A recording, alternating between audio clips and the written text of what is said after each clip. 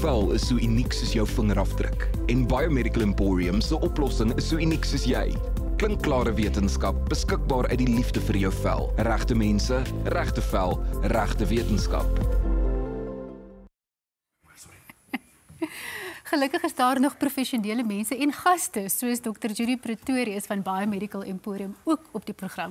Dr. Judy, baie welkom. Ek sien jy staan nou met 'n botteltjie water. Het dit iets te doen met waaroor ons vandag moet gesels, nee? Hydrasie van jou vel. Inderdaad, ek is ook een van daai mense wat gaan praat oor die belangrikheid van water. Ja, maar hoe weet ek dat my vel goed gehidreer is? Ek het nou al gehoor van hierdie veltoets, as jy so maak en hy gaan vinnig terug en dan beteken dit daar's genoeg vog in jou vel. Ja, so mense gaan vra, hoorie, hoekom is dit nodig om daai 2 liter water per dag te drink? En dink 'n bietjie aan 'n rosientjie en 'n druiwekorrel. Jy weet, die rosientjie wat gedehidreerd is ingekrimp en verrimpel teenoor 'n druiwekorrel wat lekker plomp is.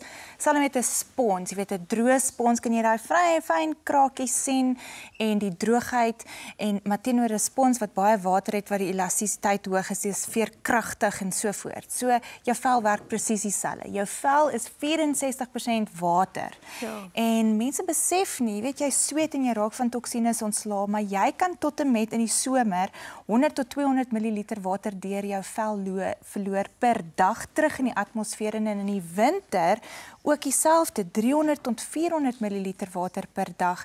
En dit raak eintlik erger want ons stel ons af bloot aan lugversorging en ons drink kafeïne en alkohol wat ons vel net soveel meer hidreer. So water is belangrik en is redelik goedkoop ook. Ja, so daai 2 liter, is dit nou die perk waarvoor 'n mens moet mik? Is daar 'n ding soos te veel water? Ek sal sê vir jou, ek sal sê nie te veel water nie, maar te veel water op een slag is 'n probleem, want jy wil nou nie jou niere onder druk sit nie.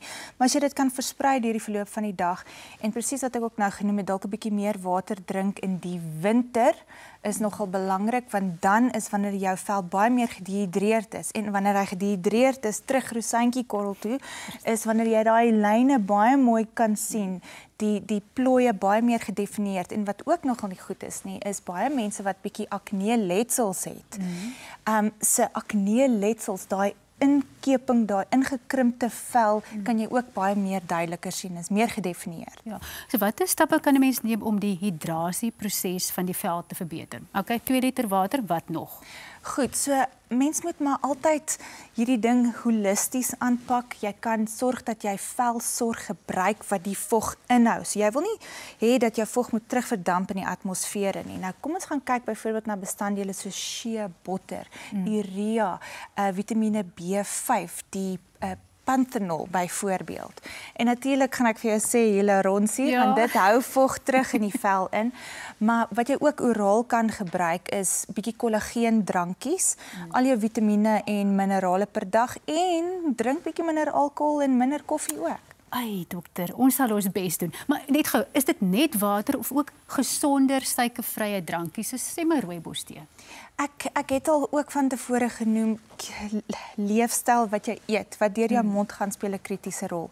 En suiker is een van daai vyande. Dis 'n lekker vyand, maar hy's 'n rowwe vyand, want suiker hou daarvan om te gaan reaksies vorm met van ons proteïene en ons selle en so voort. In die oomblik wat dit gebeur, dan breek van daai proteïene af en die herlewing van daai proteïene is nie so goed nie en dit is wanneer ou ook bietjie ouer vertoon en jou vel moeg lyk.